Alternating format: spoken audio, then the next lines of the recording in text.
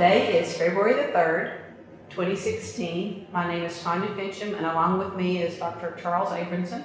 And today we are in Old Central on the OSU campus to talk with Dr. Robert Spurrier, former director of the OSU's Honor College. So thank you for having us today. No, you're welcome. Enjoy it. Our topic for the day a little bit later will be Phi Beta Kappa, but we'll start with learning a little bit about you first. So beginning with when and where you were born. Okay, I was born in Kansas City, Missouri. That part of the state we pronounce it Missouri, not Missouri. And in 1944. Okay. And what did your parents do for a living? My dad was a lawyer and my mom was a court reporter. Did you have brothers and sisters? One younger brother. So were you the boss of the family with him? Right. I probably aspired to that role. I'm not sure I ever got there. And where did you go to elementary school? Elementary school in Butler, Missouri. We moved there, I guess, when I was in kindergarten, a small town about an hour south of Kansas City. And for a long time I knew the population because for one decade in the census it was 3,333, so it wasn't too hard to remember. But went there to Butler Elementary School, which was about 3 houses down the block from us. So it's really, we're talking small town. So. And would you go home for lunch? Yeah, most of the time I did. Mm-hmm. And 1 through 8 or 1 through 6? That was 1 through 8 in those days. So, have a favorite subject? probably whatever I was studying at the time. That's before it even got too tough. So I was. About how many were in your class? Oh, I would imagine probably around. You mean the entire class of people my age? What? Yes. In high school, it was around 60, so probably it would have been broken up in smaller classes in grade school. And what was the name of high school? Butler High School, they're really creative there. And you graduated when? 1962. And did you have a favorite subject once you got into high school? Again, I had a range of it, probably American history, math, science, English, and all of it. I thoroughly enjoyed most of it. Did you have an idea at that point what you wanted to do career-wise? No. My father did. He thought I should be a lawyer. But, and how did you get out of that? well, I went to University of Missouri in Columbia, got a bachelor's degree, went into law school, and got there, and I realized in the first semester I had the knack for doing it. It came very easily to me. But it's not something I want to do the rest of my life.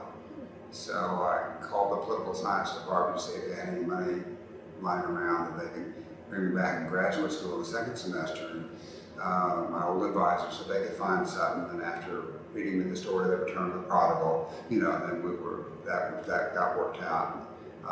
It was from there on pretty much a straight line to graduate school and doctoral program out in California, and then back here to teach. So. How did you break the news to your father? Over the Christmas break, because in those days you actually came back after Christmas for a couple weeks of classes and took finals. So it was, I actually decided before I took my law school finals that, I was going to change gears. I mean, I wanted to do well, of course, but I don't think the pressure probably was on me as much as it was on my fellow students. But I was blessed and did really well. Got out of town quickly. Was it on the quarter system at that? Semester. Semester started much later than it does now in the fall. So you graduated with your doctorate in 1972. Okay. Well, let's back up.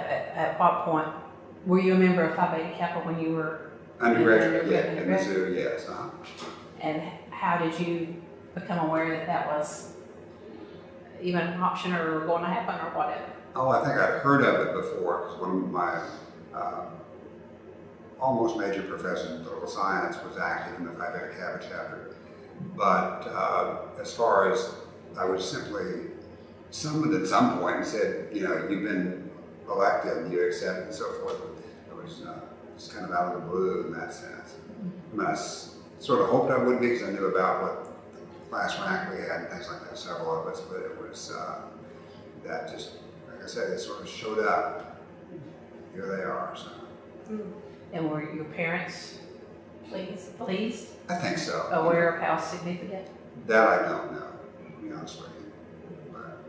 But you knew at that I knew at that time that was a big deal in arts and sciences. Did that come into play in grad school or?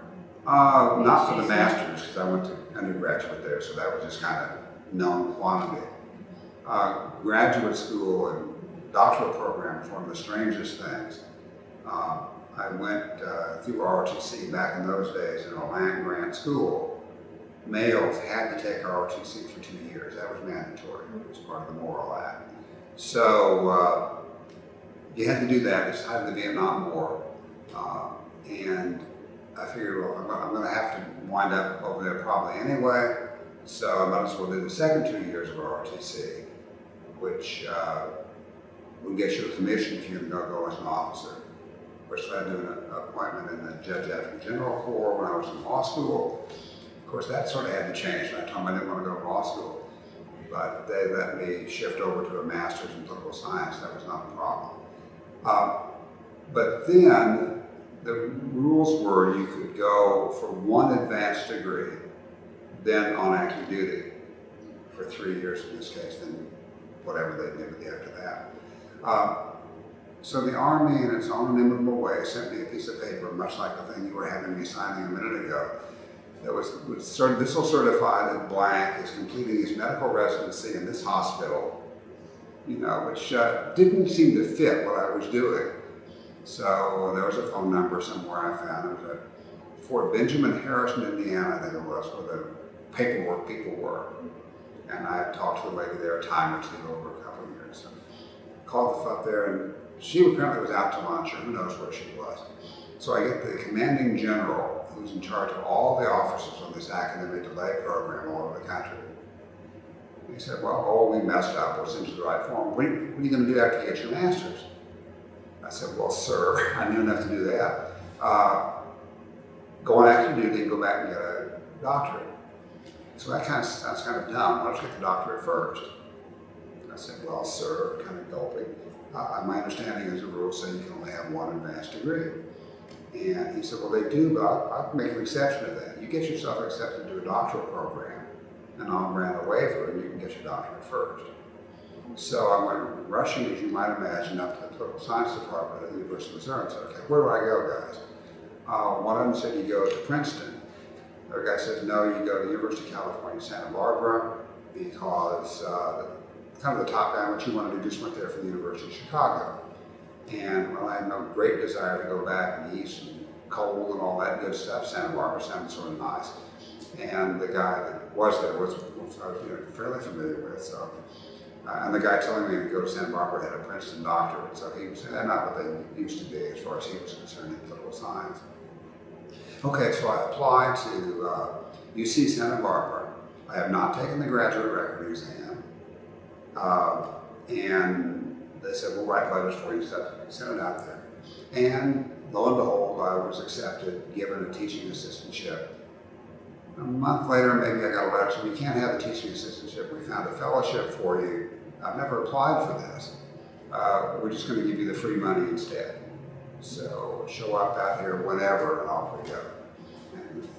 And it's one of those things, I think the Lord must have had a plan, because I had no way to put that one together, any way, scheming or plotting, or possibly could have. So went up there, then once I got my doctorate, applied, got a job back here. Jobs were nice, and just was thoroughly happy for the next 42 years at OSU.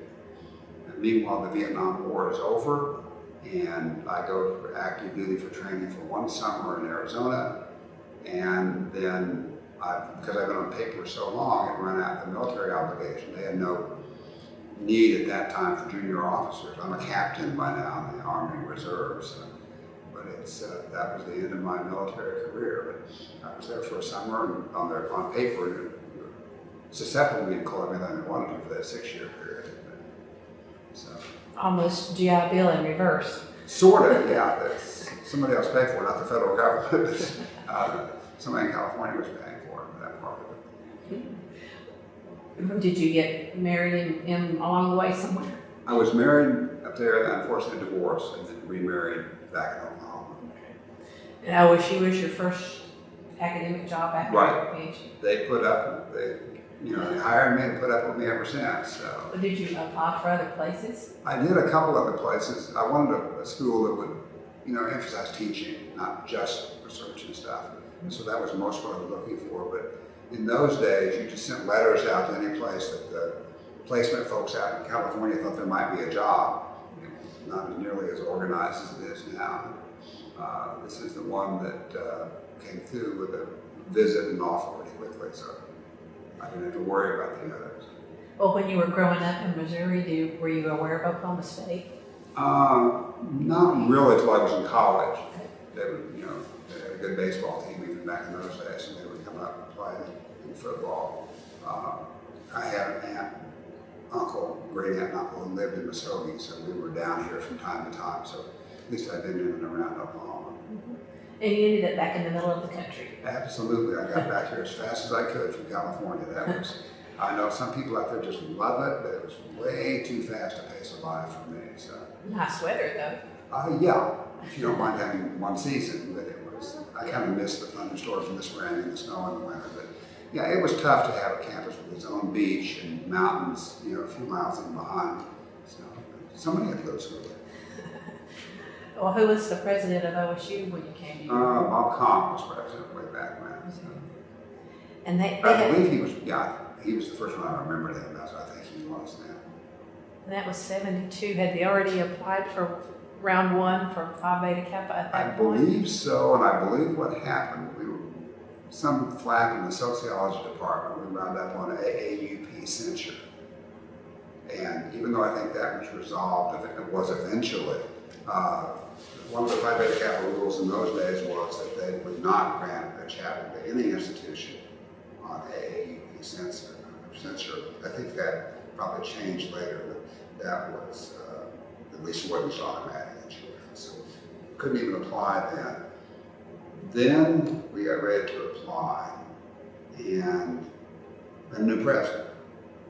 Another rule they would not visit the campus in the first X number of years of the new presidency. So out we go on that one, then we can't make that category. And somewhere the rumor mill was, and we've been told we look really good, but we have to go through all these hoops. Then we had a site visit, probably somewhere in the 70s, that I was the faculty kind of coordinating person for. Like Perry was the time we were successful. And they sent 3 visitors out from very small Eastern private schools who I just said it was not a fit.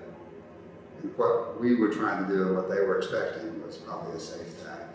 And so they recommended against our being granted a chapter. Then, Charles, you probably helped me on this. We applied a couple times after that, didn't even make the cut. That's right. For a visit by the team of people from Phi Beta Kappa.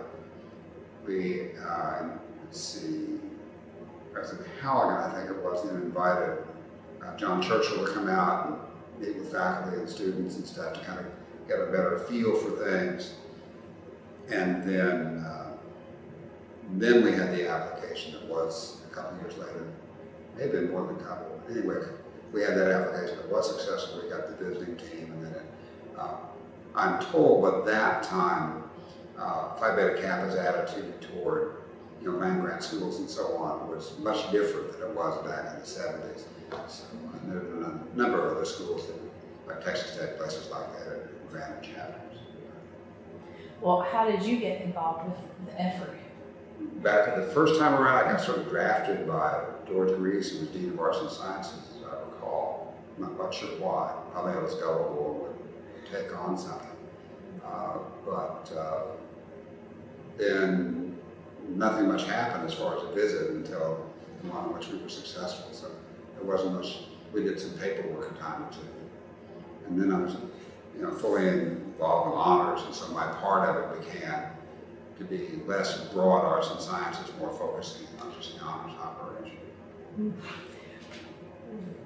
Back in the when you first came, they were of course aware that you were Phi Beta Kappa. Yes, I assume so. And do you know if there were how many there roughly were other Kappa? I do not. I don't. And there were enough to get us into the site visit category. I don't know what the minimum number was or minimum percentage was in those days. I don't know. What was your role? What was the main thing you did in those various applications? The first one was just kind of coordinate, draw things together, set up the meetings, all the logistical stuff you do, and help with the paperwork package you have to send in. I really can't recall the specific. I'm sure somebody else was doing all the data gathering and everything. Okay. And then after that, as I say, it became more focused on the honors part of the operation in arts and sciences. I moved into that role in 88, I believe, 1988. So. Well, there was a relationship, though, between the honors program getting up and running here and the application being successful, wasn't there? I mean, some kind of connect. Phi Beta Kappa certainly has always been, as I understand, favorably disposed to such sort of programs, honors programs, particularly in larger schools. And exactly how much it was related, I suppose Dean Stringer may have a better guess of the overall historical thing when he was on the Board of Regents. But I know we've always pitched it as part of the deal at the times I've been involved. I think I was reading somewhere that the renovation, getting that up and running, helped move the application forward. That I don't know what their thinking was on their end, but certainly it was something we could showcase. The university had made a major commitment of funds to a facility for the Honors College. Of course, by that time, Honors is much bigger than just for arts and sciences students. It's university-wide. Was there at any point when they were going to say, okay, we've done enough, they said, no, again, we're stopping, we're not trying again?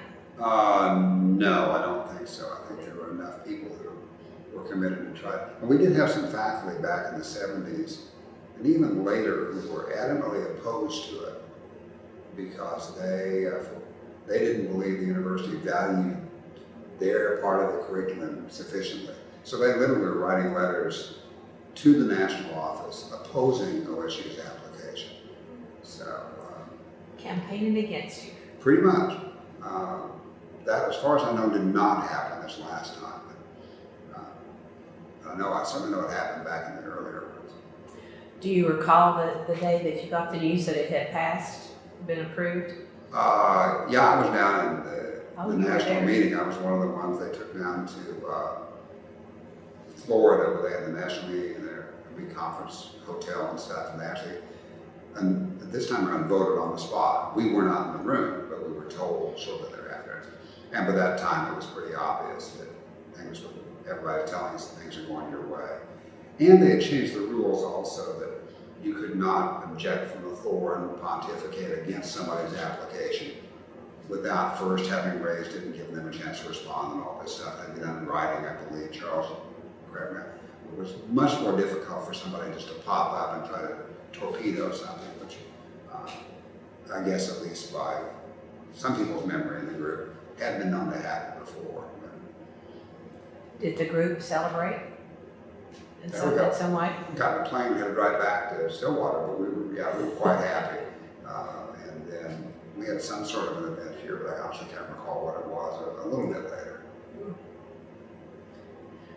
Well, let's back up a little bit too. When you were inducted, do you have any memories from that particular ceremony? No, to be perfectly honest with you, I do not. Did you get is it a key? You got a key, and that was pretty much it, I think, a certificate and stuff. Do you remember the secret handshake? Oh, no. Vaguely, I know there was one, I do remember that. They've even wiped that out now, so as far as being anything secret, so. But I'm sure I forgot that a long time ago, Charles. Do you have a role in it today? Not today, no. I was sort of semi-drafted to be on the executive committee for the last year I was here before I retired in 2014. So I tried to help out a little bit there, but I really didn't have that much to do, and the other guys were doing the heavy lifting, I think. So. But you got to stay long enough to get it. I outlasted the resistance, right? And that was great. It was one of the high points, I think, my career at OSU to see that finally granted.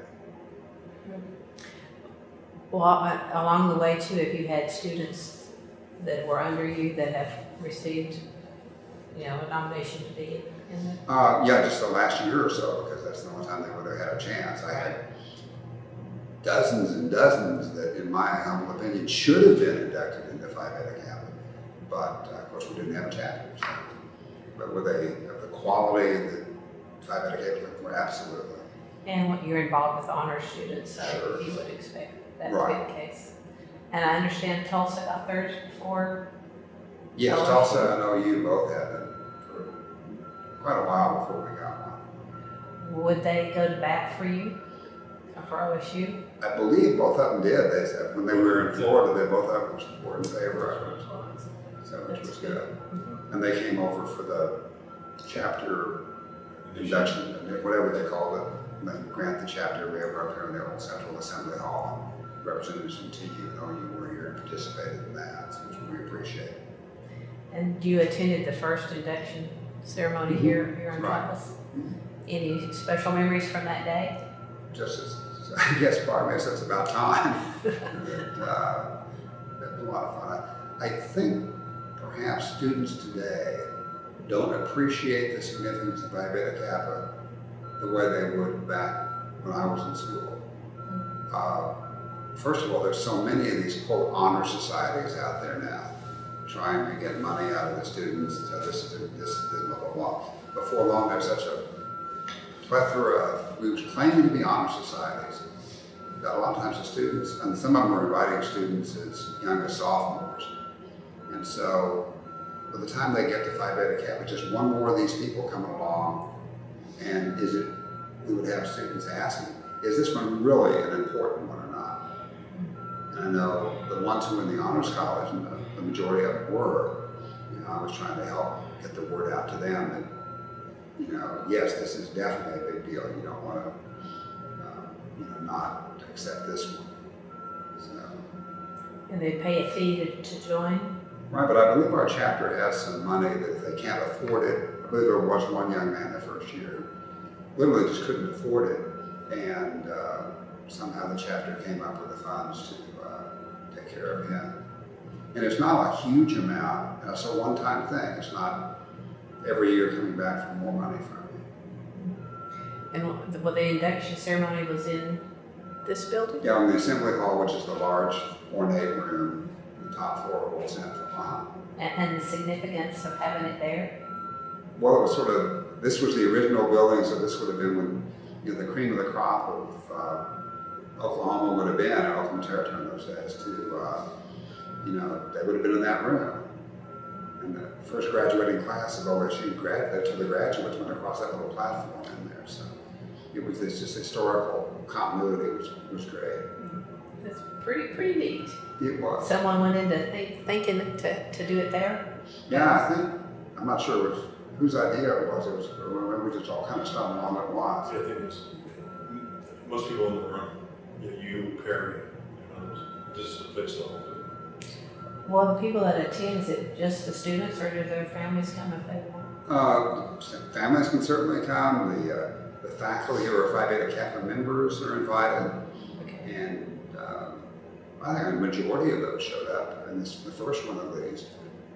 And also when we had the team here visiting OSU, kind of reviewing us, we had a dinner for the Phi Beta Kappa faculty, and we had a huge turnout for that.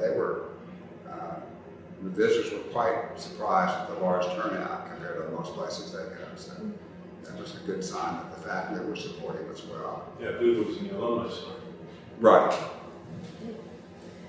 Were there any hurdles that the committee had you address from the site visit? I think most of it was in the paperwork stage. They're very specific on what you have to have lined up and everything. So, and I think one of the committee members was very much involved and concerned about Native Americans and the university and stuff. And unfortunately, OSU I think had the record of the most Native American graduates, but also in honors, that's by far our largest non-Caucasian population. And so when we got to Florida for he was our sort of person making the sales pitch. We had a spokesperson from the review team speaking to the assembled group, and he was going on and on about Native Americans. And I thought, okay, you've ridden this hobby horse enough, probably. But I looked around the room, and there were an awful lot of heads nodding up and down that this was a good thing. So he knew his audience a lot better than I did. And so, and what they didn't need to know, a lot of them are blonde, blue-eyed Cherokee, because he didn't have the facts quite set up with what was in his mind. But it was it was interesting just to see that. The whole process was. It was an intriguing process, and I got not nearly so brutal as it was in years past. I guess the last couple go-arounds they had tightened it up to make it the committee's recommendation, but I think carried more weight than it probably did 10, 20 years ago. But anybody would feel free to try to blow everything up on the floor of their discussion. And they voted this time on computers, so it wasn't each one could stand up and vote and try to talk it down and stuff. So yeah, there was a possibility, at least in the past. So it had to win by a certain percentage? Do you know what the vote count was? Oh, Charles checked me on this. I want to say it was a 2/3 majority, but it had to be 3/4 of the chapters represented. It was some double supermajority, but I can't remember if it was 2/3 or 3/4. Didn't have to be unanimous. No, but it did have to be more than a simple majority. Both numbers in that room voting and also of all the chapters, maybe not all the chapters nationally, not just the ones where I can't remember. Again, it's been a while since. If you asked me at the time, I could have told you. But I believe you passed the flying colors. Yeah, that we were told it was overwhelming. So, And the significance for having one on campus? well, just a national affirmation of the quality of undergraduate education in the liberal arts and sciences. Somebody at the very, only about 10%, I think it is, of all the colleges and universities have Phi Beta Kappa chapters. So that puts you in a nice category. Well, I understand along the way the library had some deficiencies. Well, I think that was one of the things, right? One time I thought the humanities weren't getting their share of the pie. At least that was back in the 70s. That was one of the concerns. Sports scandal. Yeah, some of the sports problems we ran into back in those days. And after that, Dexter Manley testifying in Congress that I think people thought he got a degree when he couldn't read. He didn't get a degree, but how he got as far as he did was enough of a scandal in terms of credit hours. So, yeah, that didn't help us in those days. And teaching student load, teacher-student load? It's certainly lighter than it was in those days in most departments. I'm not so sure in foreign languages, though, they would give you that, given the teaching load they have over there. So, but it probably has changed. It certainly has changed in the social sciences. And having a foreign language is part of the requirements for membership? We have it as one. I think, is that required, Charles? I believe so. They strongly recommend it. Yeah. And then, go ahead. No, I was going to say, which one did you speak? Spanish after a fashion, way back then. I would hate to be quizzed on that all these years later. Sure. Well, moving forward, what do you see this developing here on campus? More or? Phi Beta Kappa? Yes. I really don't know because I'm You're out of touch pretty much. I'm teaching this year just because Keith Garbutt, the new honors dean, needed somebody to teach a couple courses I used to teach. But this is kind of a, short-term, one-shot thing, or maybe, I'm not sure. But the nice thing is I don't have to worry about the administrative stuff or any of that anymore. And I'm perfectly happy to let somebody else worry about it. But unfortunately, some of the things one of the things I really miss is advising students and being in close contact with them. And as they're getting ready to move on out of here. But that's the kind of thing that if I were here, I'm sure I'd be active in trying to help promote the Phi Beta Kappa chapter. But living in Edmond is a little hard to do on any kind of a regular basis. Have any other institutions asked for help And like in pushing their applications forward from, that you're aware of? I don't know, and I would not be aware of it, being kind of out of pocket. Okay. The biggest hurdle? The most recent one was like getting all the data pulled together in a coherent way. And Marv Keener and he helped some on that, I think, but the folks over in the Arts and Sciences Dean's office and then the Institutional Research, just were fantastic and pulled all the sort of stuff together they wanted. Bruce Crowder. Bruce was really instrumental. And having computers nowadays would help It helped. with that. And the honor stuff, we had records going back, for a long ways. And other units did too, but some of it, you just had to start pulling out of the databases that institutional research has. And Bruce can put his hands on for arts and sciences. Well, did those naysayers from the campaign against it come back around and get on board at some point? There were two of them I remember most vociferous. One had passed away, so there was no opposition there, at least that we were aware of. The other one came around, I guess, at last, and we certainly didn't oppose. Yeah, I'm not sure if it's the same one we're thinking about, but I wrote him a letter. Because we know we had the site visit, and you don't want to have problems. Everybody wants to be on the same page. And everything worked out fine. Seemed to. He showed up for the faculty dinner, and everything apparently they seemed to go smoothly. Yeah. So I don't know what had happened, but something had happened in the meantime to make things better for us. Just time passing, maybe.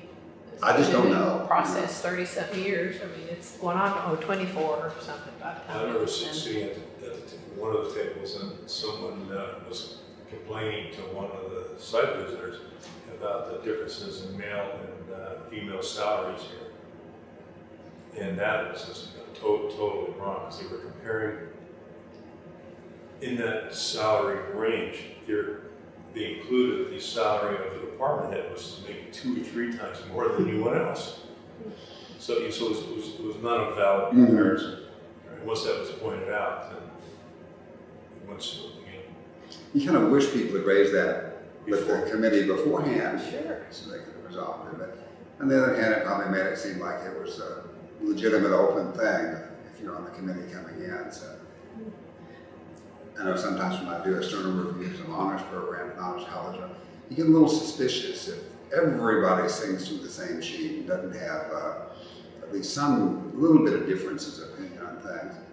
On the other hand, every school has 1 or 2 of these folks who are never pleased with anything. They usually self-identify pretty quickly.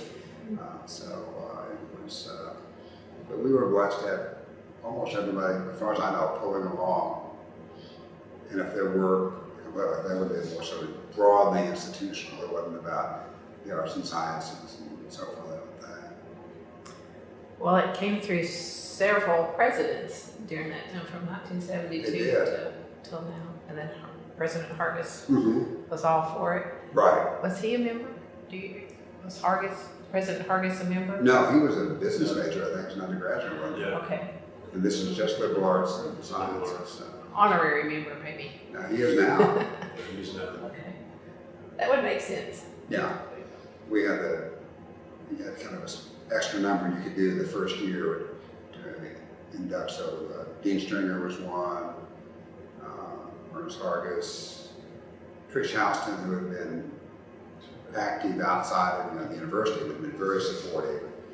Things like she was working on helping endow a chair over in English. It was kind of part of the package, as I recall. I'm drawing a blank on a couple of the other people, but was Bob Grauman one of the first batch?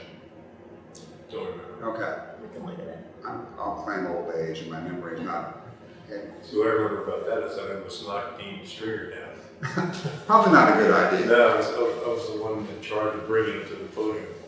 Did he talk about the mortgage that they burned that night? I did. Okay, good.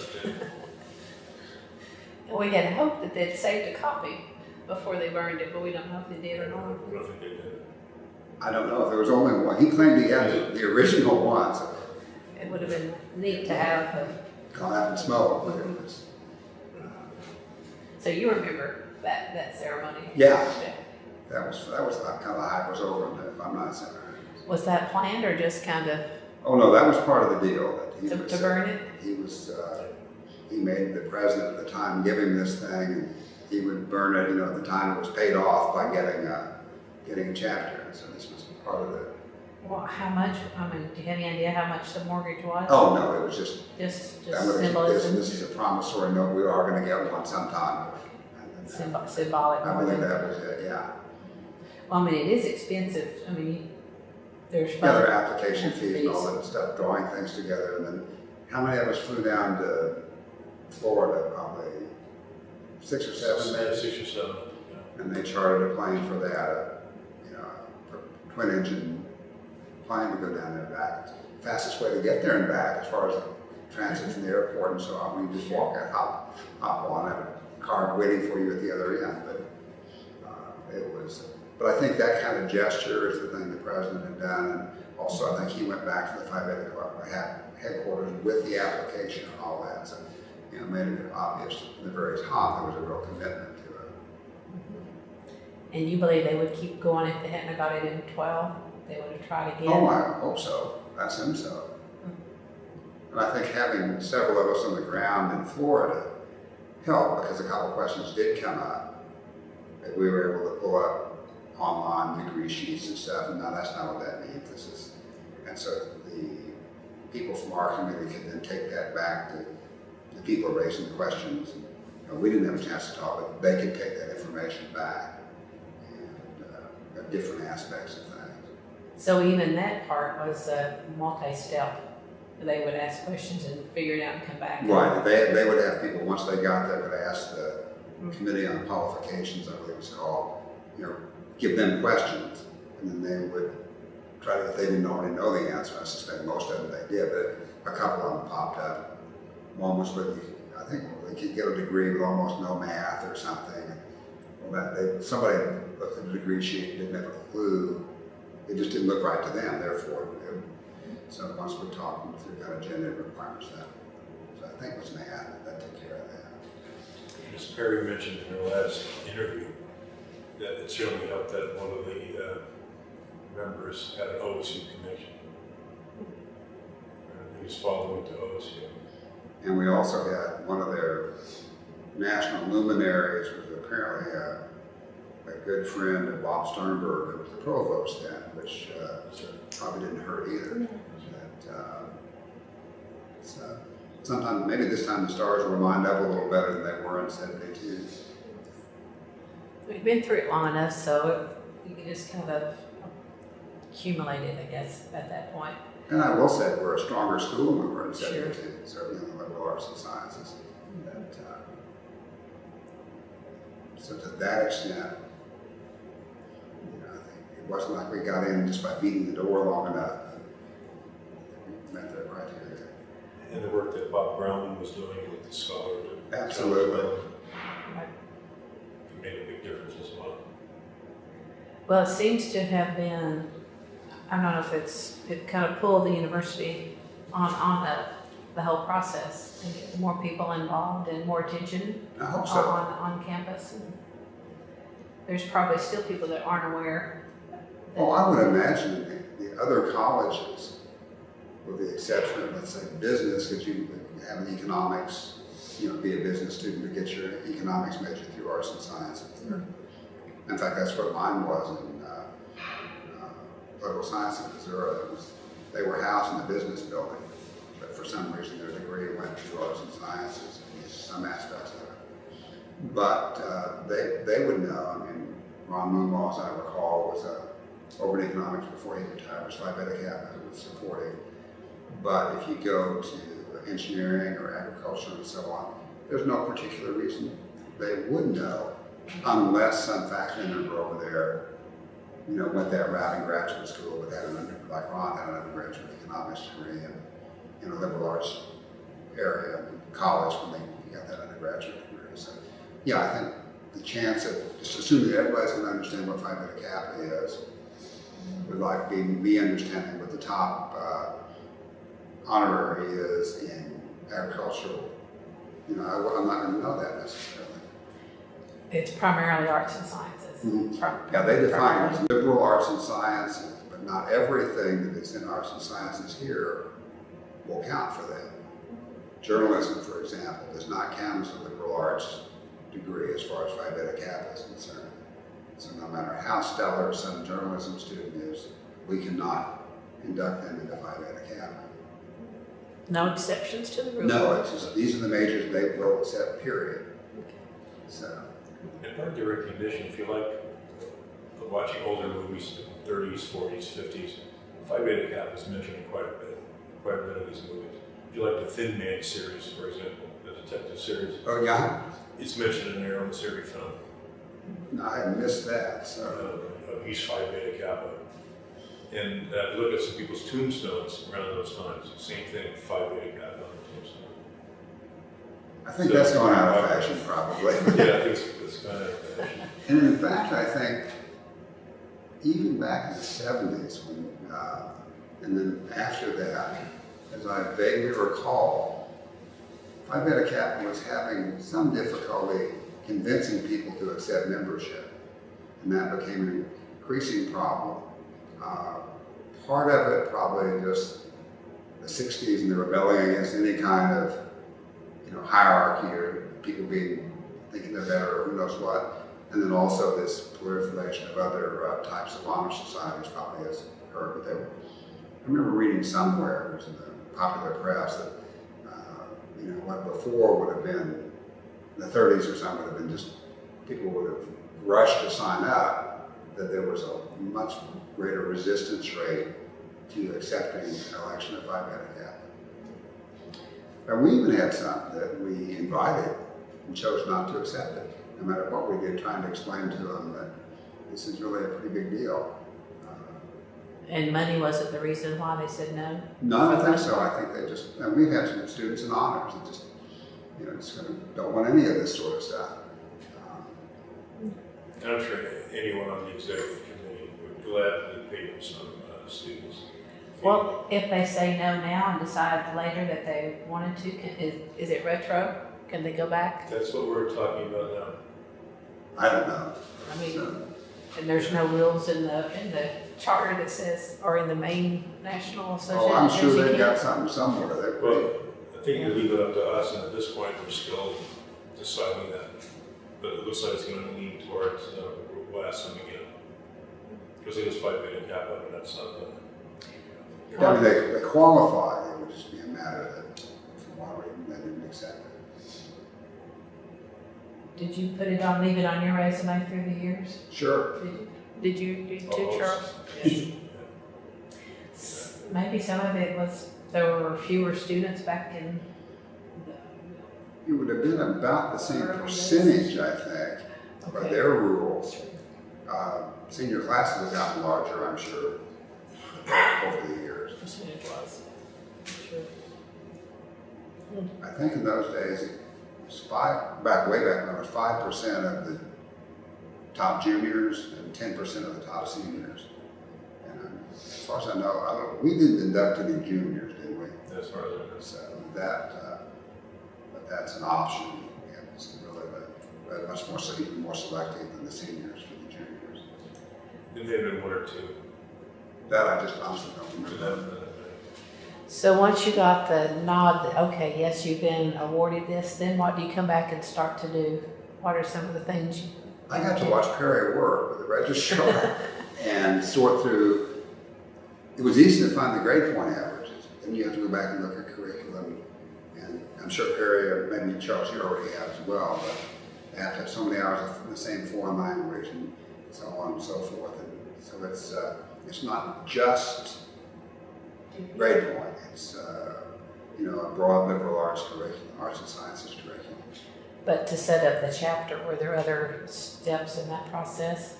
We had to submit the various things we were going to do for qualify students to be sure it was acceptable to the national office. We had to send in, as I recall, A lot of paperwork. paperwork saying this, even though you're in now, you have to show that you're conforming to the national policies for selecting students. Same thing for the honorary members and stuff. They have strict numbers, strict limits on how many you can have per year. And as I recall, they didn't have any particular academic requirements, but they really tightened that number down. After the first year, it gets pretty small, as I recall. First year was 5, was it? 5 or 6? I think now it's 2. That sounds somewhere in that range. So And then you had to elect officers for the chapter. that wasn't too hard. I don't think there were too many people beating down the door wanting to be an officer. But I think people just sort of Volunteered. yeah. Well, there were some people who obviously taken a lead in things, and it made perfect sense for them to, wind up in those different positions. I'm still trying to figure out how I managed to get brought into this executive committee for a year, because while I did some paperwork and stuff behind the scenes, I don't think I did that much compared to, Perry and some of the others, Charles and so on, that were really slaving away. Ultimately a team effort though. Oh yeah, I think sure. They were from top down, I think, at that time. One of the things I did was find out how many faculty were Phi Beta Kappa. And everyone I talked to were surprised that OSU did not have a Phi Beta Kappa chapter. But it says something about the visibility of them. They're Phi Beta Kappa, they're here, and they don't know we don't have one. And then, for whatever reason, it wasn't high on their radar screen, then why don't we have one? So it was basically assumed. Not a question you ask in an interview process when you're coming to work. Probably not. In fact, I'm sure it was a challenge to track down how many faculty are Phi Beta Kappa, because a lot of department heads aren't going to know. Yeah, I contacted everybody, every faculty member. And I'll actually be doing it again because now we have to update it. Sure, as people retire, new people come on board. That's right. Just send out a bulk email. I try to do personal emails. You do. Yeah, I never respond to a bulk email. You want me to do something, you ask me personally. Makes perfect sense to me. Sure. Yeah, I'm old fashioned that way. Yeah, And personal we even had touch. a couple of husband and wife Phi Beta Kappas. Mm-hmm. That was exciting and fun. Yeah. Now, Charles, I figured you'd use a quill pen and a parchment. Not anymore. But I still have no cell phone. I have no cell phone. I got a flip phone only because my wife made me do it.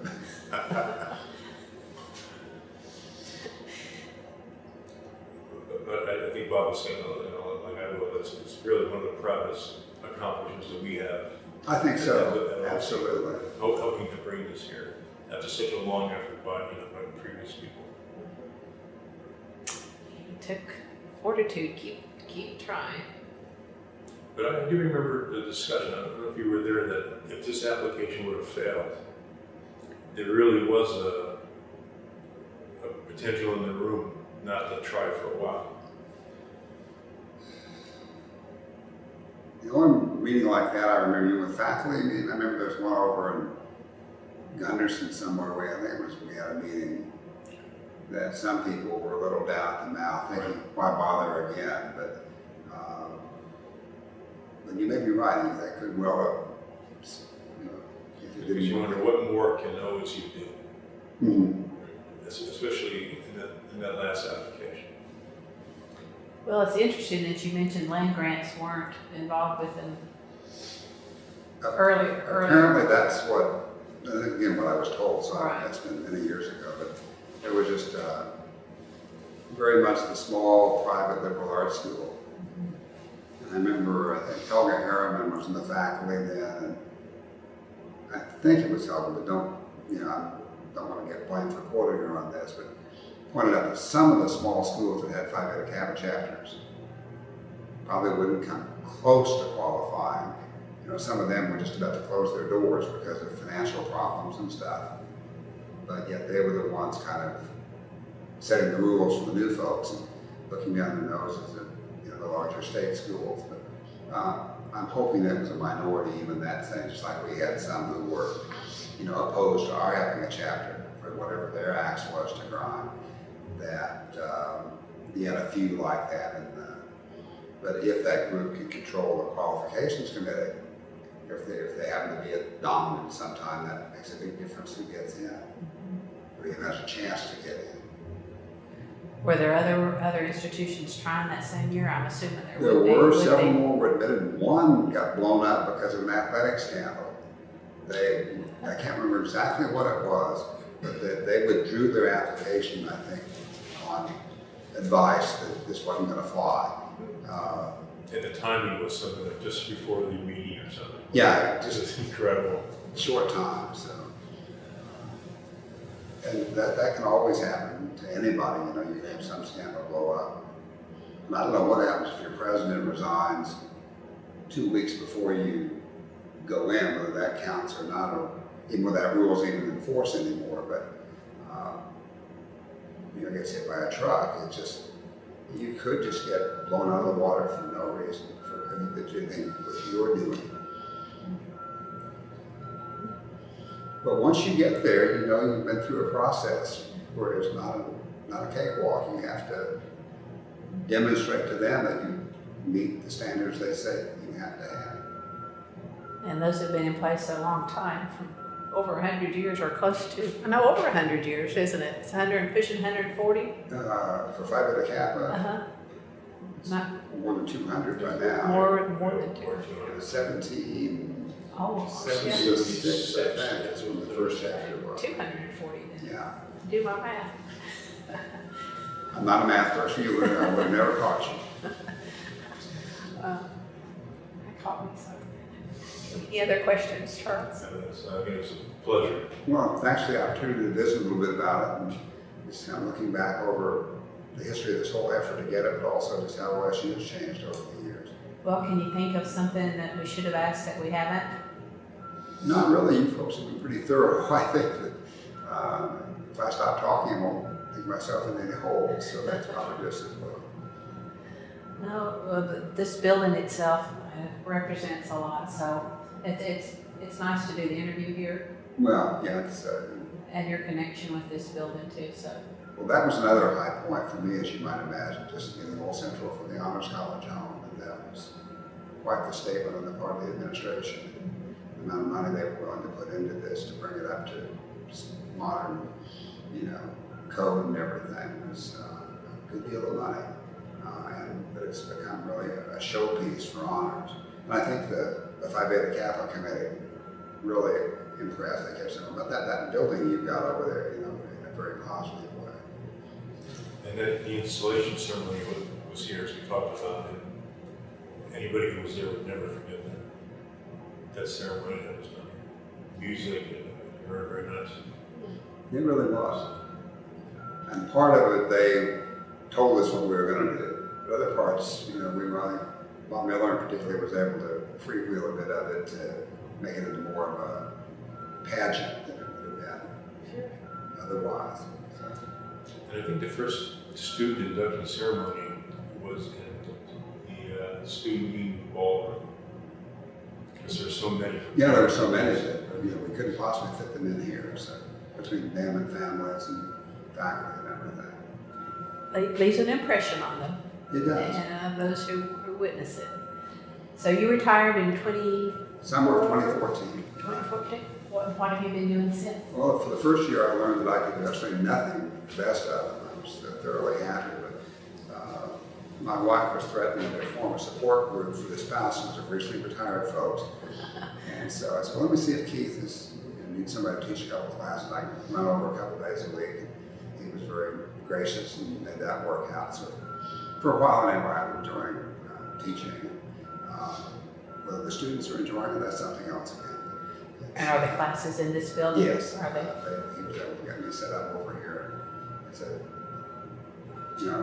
great old building for lots of reasons. Teaching over here is really a lot of fun. So you can come home again. At least twice a week.